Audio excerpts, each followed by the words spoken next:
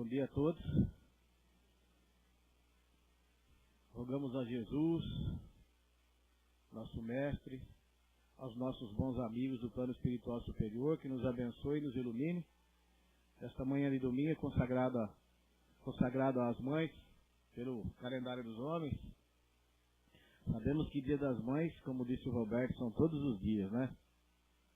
A mãe, como disse a Joalice numa crônica do Jornal da Cidade, você ter filho é como ter o coração fora do corpo. Então eu imagino, né?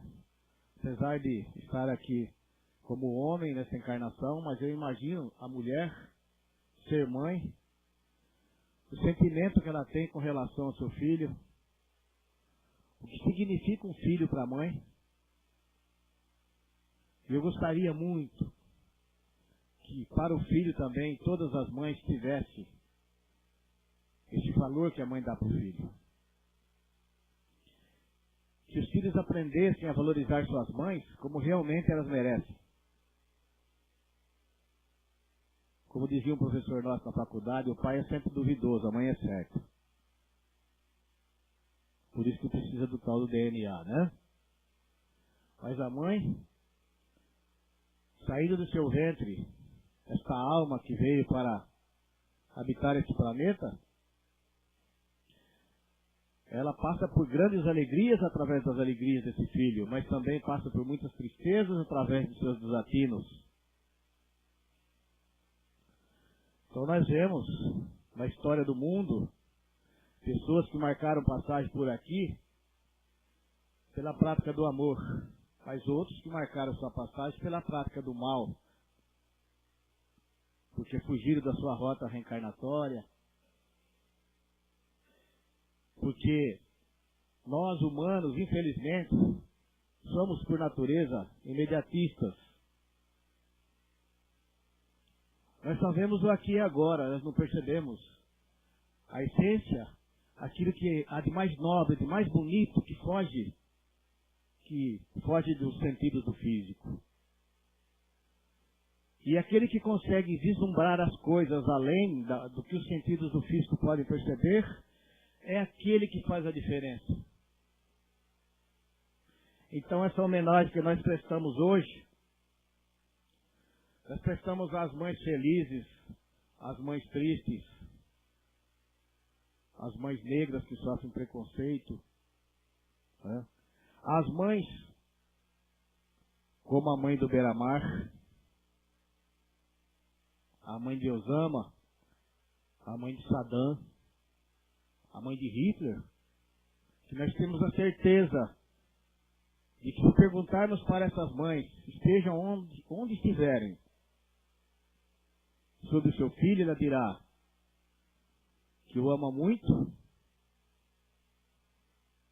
pede perdão pelo que seu filho fez, e como argumento ela diz: peço às vítimas e à comunidade, à sociedade, que perdoe meu filho porque ele é muito doente.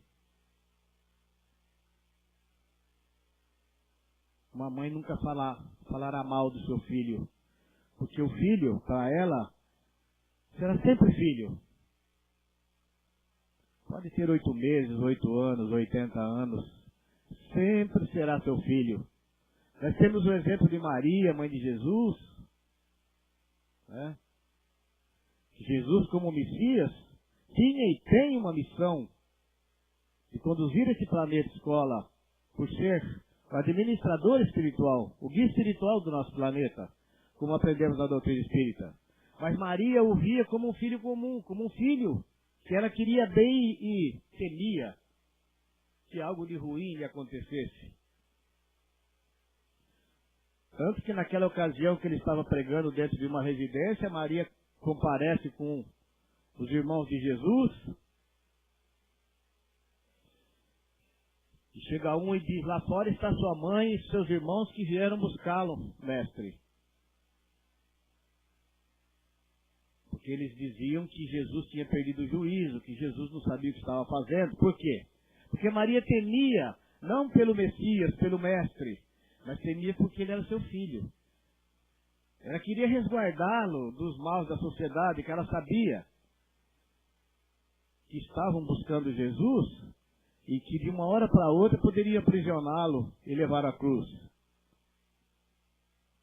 Então vejam, para a mãe, um filho é sempre filho, não importa se ele seja um juiz de direito, um desembargador, um presidente do Supremo, ou seja lá o que for. Por mais alto que seja o seu cargo na sociedade, por mais instruído que ele seja, ele sempre será seu filho. E o amor de mãe é um amor que passa por cima de tudo isso. Então, a vocês, mães, os meus parabéns. Tenho profunda admiração pela mãe. E neste momento eu aproveito para falar da minha mãe Maria, que está do lado de lá já há algumas décadas. Deixo a ela o meu abraço fraterno, meu beijo e a minha saudade. E as mães de todos vocês, estejam elas aqui ou estejam do lado de lá, nós rogamos a Deus e a Jesus que as abençoe a todas, porque elas merecem. E aqueles que têm suas mães aqui, aproveitem para paparicá-la, beijá-la, abraçá-la, e não tenham vergonha de dizer o que amam. Porque nós temos muita facilidade para dizer, eu te odeio, eu não te quero, eu não posso te ver na frente, mas nós temos dificuldade para dizer eu te amo. E é tão simples, né? Abrir o coração, esquecer o orgulho e ter a humildade para dizer, eu te amo. É só isso que ela quer ouvir. A mãe não exige nada do seu filho. Ela só quer ver o seu filho bem. E nós, do nosso lado, como filhos, também devemos pensar dessa forma. Nós devemos fazer de tudo para ver a nossa mãe bem. Quantas mães estão esquecidas nos asilos, com filhos vivos? Os seus filhos não vão visitá-las e elas simplesmente dizem, meu filho não tem tempo, eu reconheço. Mas no fundo do coração ela sabe que o filho tem tempo, que ele poderia dar uma passadinha lá, apenas para dar um beijo, um abraço. Então nós deixamos aqui o nosso abraço para as mães amadas, para as mães mal amadas. Nós deixamos aqui o nosso abraço para as mães que perderam seus filhos, que choram pela ausência física, mas também pelas mães que têm os seus filhos presentes e que, infelizmente, não sabem reconhecer o que é uma mãe. Então nós deixamos o nosso abraço para as mães famosas, para as mães anônimas, para as mães solteiras, né, que sozinhas acabam cuidando dos seus filhos. Alguns pais viram as costas, simplesmente não querem reconhecer aquele filho como sendo seu, muito embora todas as provas indiquem que sim. Fazendo com que aquele ser frágil, pequeno, acabe sofrendo por um equívoco cometido por eles. Que não devia ser um equívoco, mas sim uma bênção. Porque um filho sempre é uma bênção. Nós viemos para evoluir para a escola através da formação da família. É nela que nós vamos aprender a respeitar as diferenças, a convivência do pai com a mãe, os filhos, os irmãos. Que depois vem noras, genros, né? Netos. É a continuidade da vida, aí está a beleza da vida. Sempre digo que Deus faz as coisas certas. Numa certa idade você vem, se casa, tem os seus filhos. E depois na maturidade vem os netos. Né? Essas criancinhas lindas que vêm para dar mais alegria quando nós estamos ali na vida madura. São como flores que vêm para enfeitar o jardim de nossas casas. Então nós devemos valorizar tudo isso. Se nós queremos ver a beleza de Deus, olhemos no olhar, no brilho do olhar de uma criança. Quando oferecemos para ela simplesmente uma bala, um brinquedinho pequeno, ali está o fruto do ventre de uma mãe. É onde ela deposita todo o seu amor, todo o seu carinho.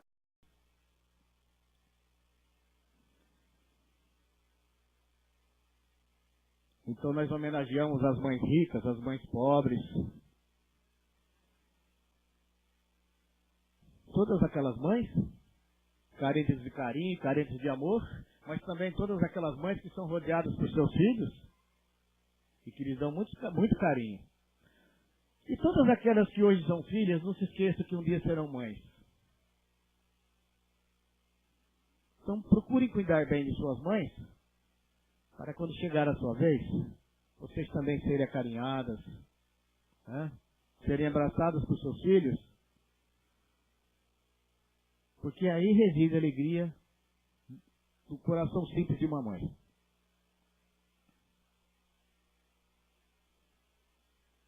Muitas filhas acabam se casando, viram noras e dizem, eu não gosto da minha sogra. Outras gostam. Mas aquela que diz, eu não simpatizo com a minha sogra, que tem aquele estigma criado, faz muitas piadas de sogra, né? Por conta disso. Então, elas não devem esquecer que um dia também serão sogras. É o caminhar da vida. Hoje ela é filha, amanhã ela será esposa, depois ela será nora. Né? Então, para que possamos sentir o que é ser uma sogra, nos coloquemos no lugar dela. Que haja sempre respeito. Para quando essas filhas se casarem e se tornarem sogras um dia, também tenham o respeito devido. Veja como é interessante o caminhar da vida, né? Por isso que Jesus disse, não atire pedra em ninguém, porque aquele que atirar a pedra em alguém, para atirar a pedra em alguém, ele precisa ser isento de qualquer coisa, de pecados, de erros, de equívocos. E qual de nós desse planeta escola está isento disso? Qual de nós aqui presente, neste mundo, neste planeta, está isento de julgamento, sem nenhuma mácula? Maria, mãe de Jesus, é a mãe de todas as mães para nós. Então, a todas as Marias, a todas as Madalenas, a todas as Terezas, a todas as Helenas, nós deixamos aqui o nosso abraço fraterno. As mães que aqui estão, estagiando no Planeta Escola, e as mães que passaram para a pátria espiritual, que eu sei que delas, para nós, para seus filhos e para o mundo, só vem bênçãos. Se todo ser humano pensasse como a mãe, esse mundo seria um mundo de paz. Com certeza. Nesse mundo não haveria guerra. Que por amor a seus filhos, jamais a mãe deixaria acontecer uma guerra ou qualquer coisa que viesse fazer sofrer aquele que saiu do seu ventre. Então é sempre pensando no seu filho que ela só tem amor no coração. Então, procuremos pensar como pensa uma mãe. E nós veremos que esse mundo terá muito mais paz, muito mais harmonia. E hoje, como nós estamos no mês de maio,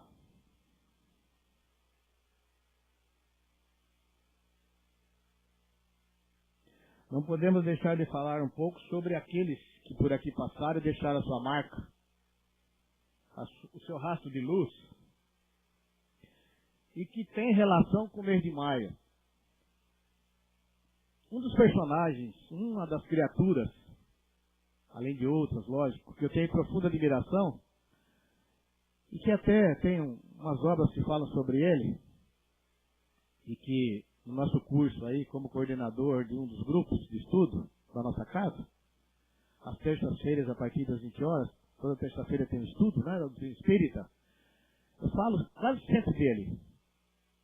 Aquele mineiro que nasceu em Sacramento, em 1880, Eurípides Barçanufo.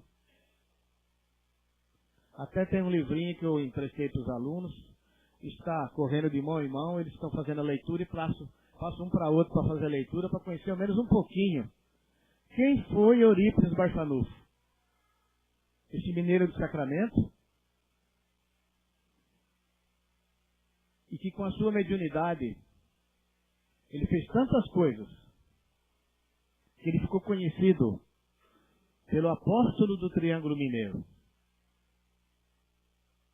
Pelas coisas lindas, bonitas e boas que este homem fez, esse espírito iluminado fez quando esteve aqui. E eu tenho a certeza que na pátria espiritual ele continua fazendo tudo o que fazia aqui. E muito mais.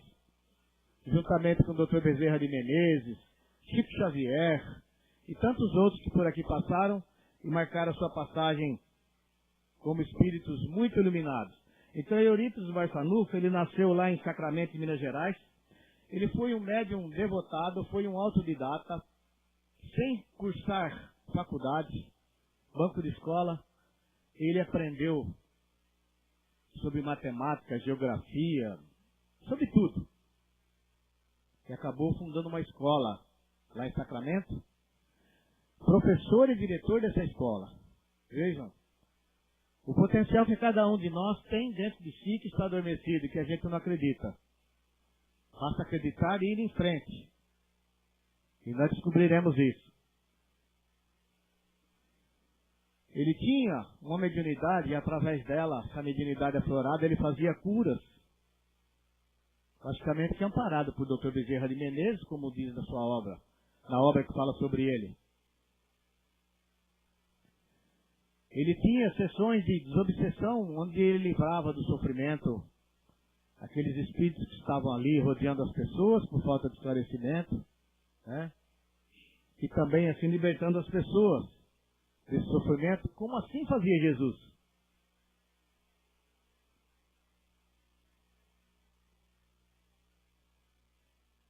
Ele tinha premonições, tinha clarividência. Premonição, gente, para quem não sabe, é aquela mediunidade que a gente consegue visualizar as coisas antes que o fato aconteça. Isso é premonição. Você vê um fato acontecendo antes que ele venha a se realizar, antes do acontecimento.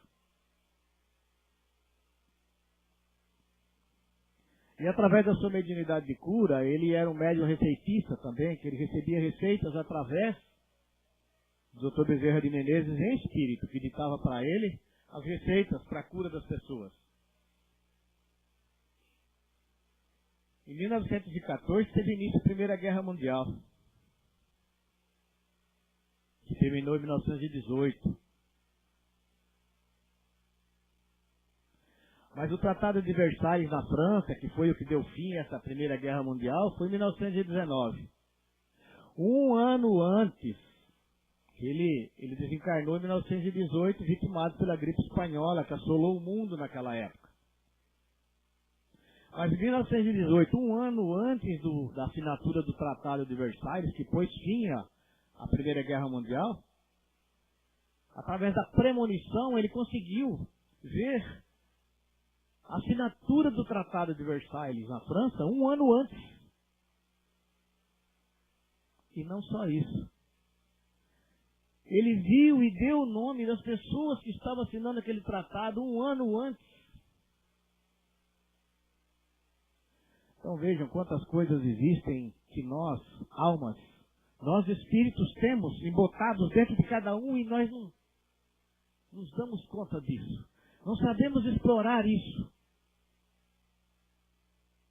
Nós precisamos acreditar e pôr em prática isso. Mas como eu vou pôr em prática isso? Melhorando a minha sensibilidade. Através do orar e vigiar, como disse Jesus. É através do aprendizado. A busca pelo conhecimento. Isso vai nos ajudar muito. A casa aqui, todas as casas espíritas têm também um estudo da mediunidade. Mas para que serve esse estudo? É para tornar as pessoas médiuns? Não, não é para isso. A mediunidade ela é inerente ao ser humano. Todo mundo é médium. Só que em alguns afloram e em outros não. Mas então para que serve a escolinha que ensina sobre a mediunidade? Ela ensina a nos educarmos mediunicamente. Como nós devemos nos comportar. Como devemos analisar as coisas que vemos, as coisas que sentimos e o que ouvimos. Ela nos ensina a aprender a usar o filtro da mediunidade. O que é o filtro? Nós podemos analisar tudo aquilo que chega através dos sentidos da alma, que é passado para nós através dos nossos irmãos do plano invisível, e nós vamos analisar e dizer, isso vale a pena ser passado adiante, isso não vale a pena. Isso vai acrescentar alguma coisa para quem está ouvindo, para quem está aqui, ou isso não vai acrescentar nada. Então o que acrescenta, eu passo adiante. O que não acrescenta, eu guardo para mim. Isso se chama educação mediúnica. Porque as pessoas confundem muito doutrina espírita com mediunidade. Não tem nada a ver uma coisa com a outra. O ateu pode ser médium. Não importa a religião. Nós podemos não acreditar em nada, mas podemos ter a mediunidade aflorada. Então, se você não tiver educação mediúnica, o que vai acontecer? Posso fazer mau uso da minha mediunidade. Porque eu tenho desenvolvimento intelectual, tenho a mediunidade aflorada, mas não tenho a minha evolução moral. Eu não sei usar aquilo para o meu bem e para o bem da comunidade e daqueles que me rodeiam. A mediunidade é uma bênção. Desde que seja bem utilizada. Tem pessoas que dizem, eu não vou na casa espírita porque eu não quero ser médium. Eu não quero ver espíritos, eu não quero ouvir. Isso não tem nada a ver com doutrina espírita. É da pessoa. Isso faz parte da organização física. Alguns têm mais facilidade. A organização física permite que a mediunidade aflore. Agora, se você não procura uma casa onde possa educar-se mediunicamente, será ruim. Tem que ir no lugar, então, ler livros, obras, onde você possa educar a sua mediunidade e saber como utilizá-la.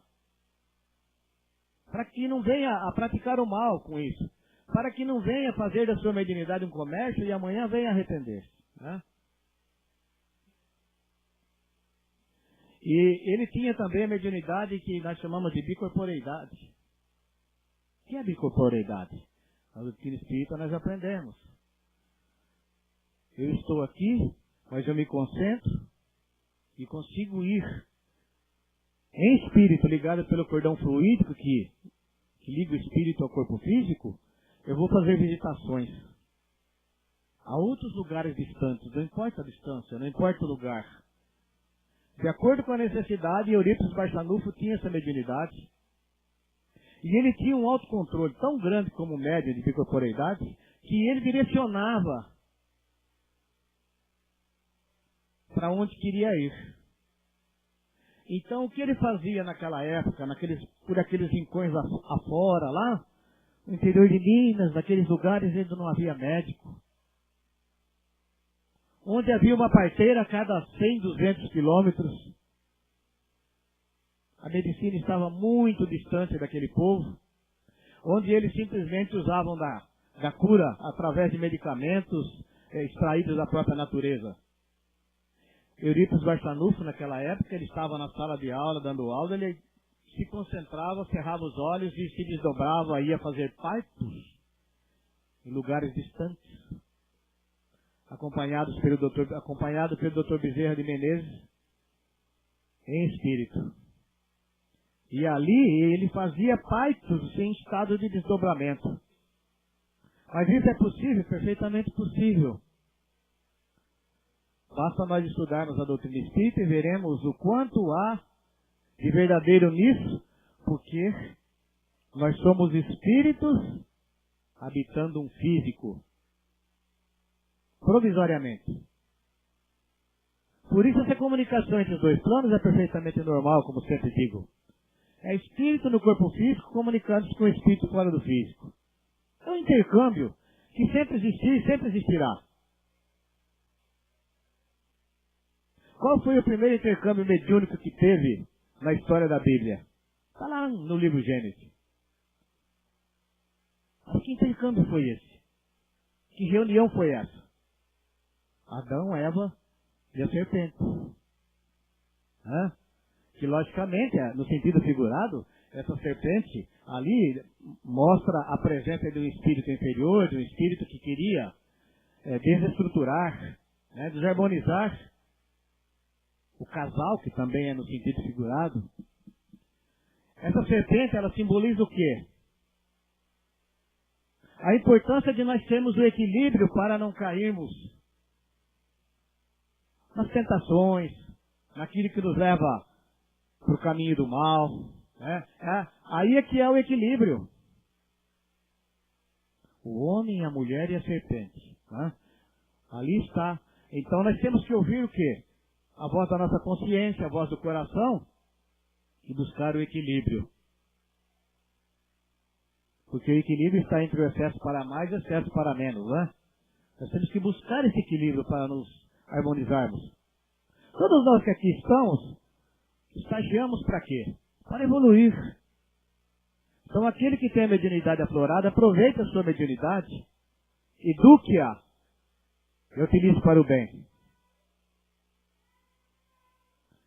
Porque a mediunidade foi criada para o bem, cada um de nós foi criado pelo bem, para o bem, ninguém foi criado para o mal. Aquele que pratica o mal, pratica por ignorância espiritual.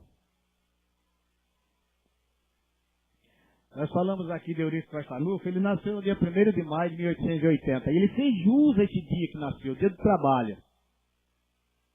Porque esse homem trabalhou e trabalhou muito. Tanto que ele desencarnou preocupado em cuidar daqueles que estavam com a gripe espanhola. E esqueceu de cuidar dele próprio, que foi vitimado por ela também. Ele ia para o meio das matas buscar os medicamentos que lá estavam, porque através do conhecimento dos espíritos superiores, também do Dr. Bezerra de Menezes e outros, ele sabia das ervas que ele teria que utilizar para curar as pessoas da gripe espanhola. E muitas pessoas ele curou.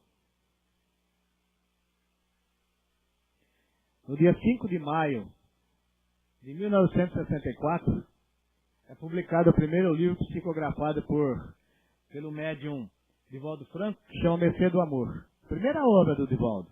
Foi publicado em maio de 1964. Então nós vamos falar aqui apenas de algumas pessoas e alguns fatos que fazem parte do mês de maio. E também lá em Feira de Santana, Bahia, né, dia 5 de maio de 1927, foi que nasceu Divaldo Franco, mês de maio.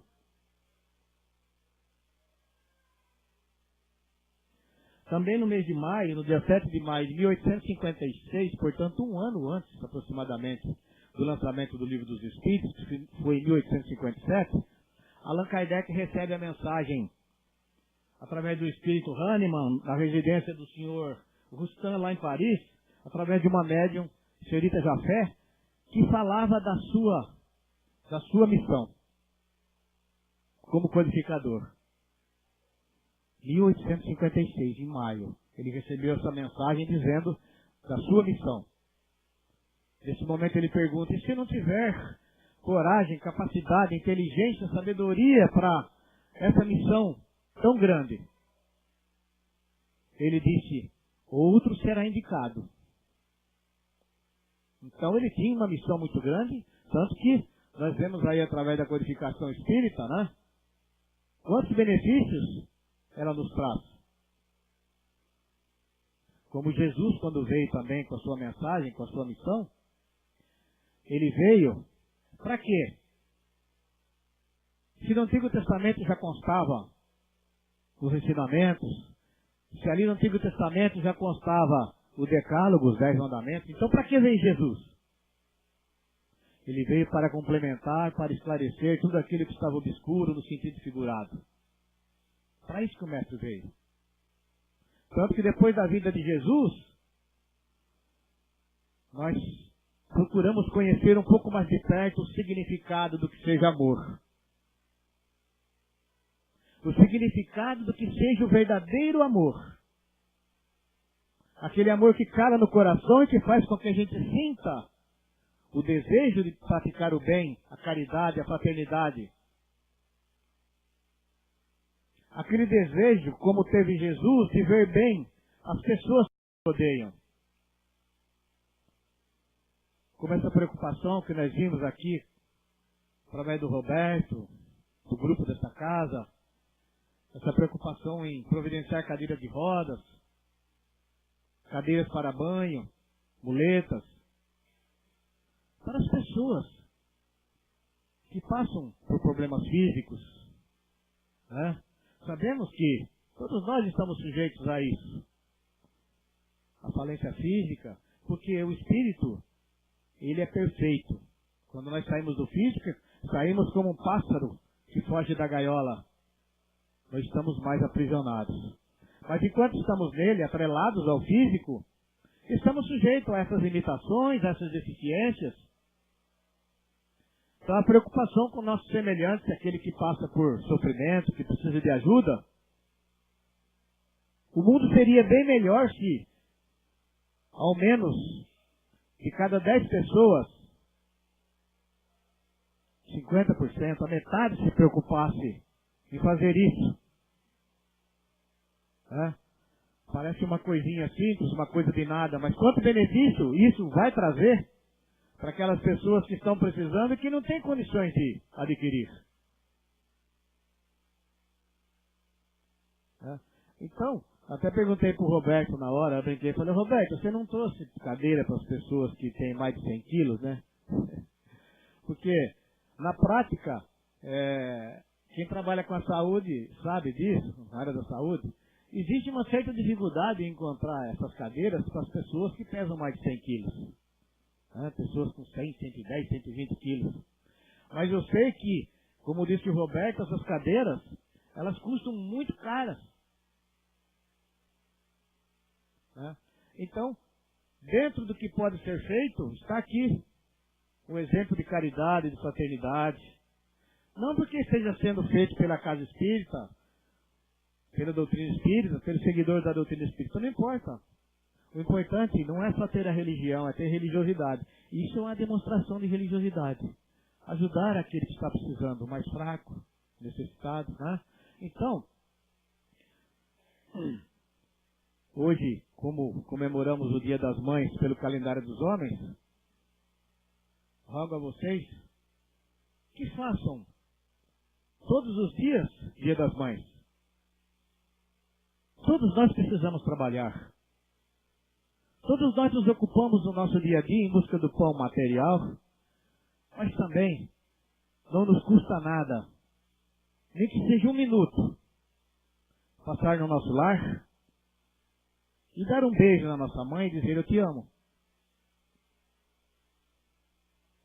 Porque quando menos a gente espera, nós não vamos mais ter tempo para fazer isso.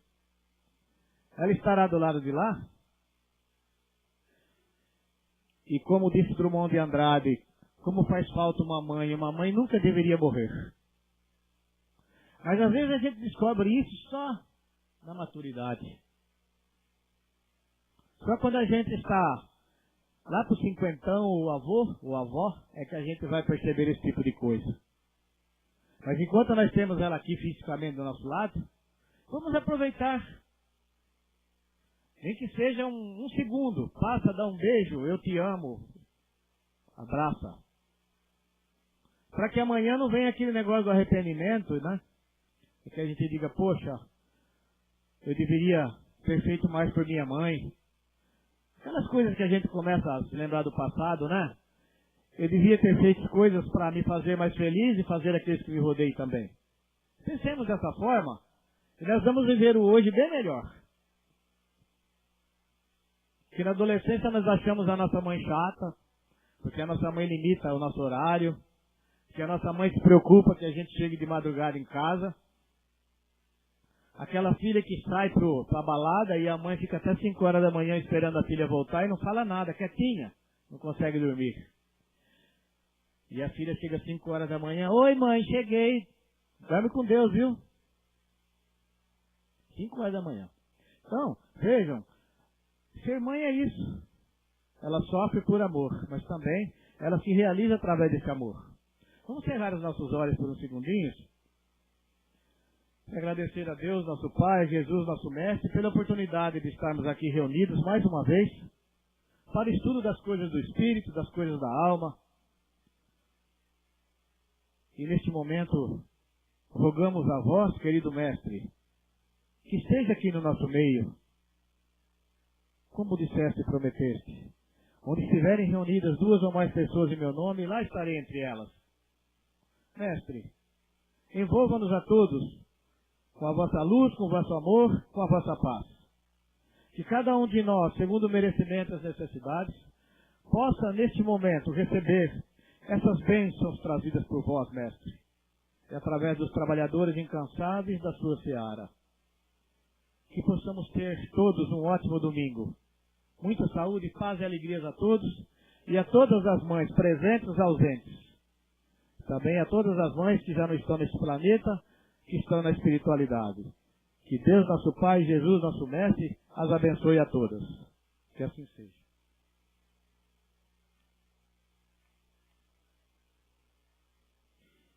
Agora vamos manter o silêncio para a segunda parte do nosso trabalho, que é o passe, né?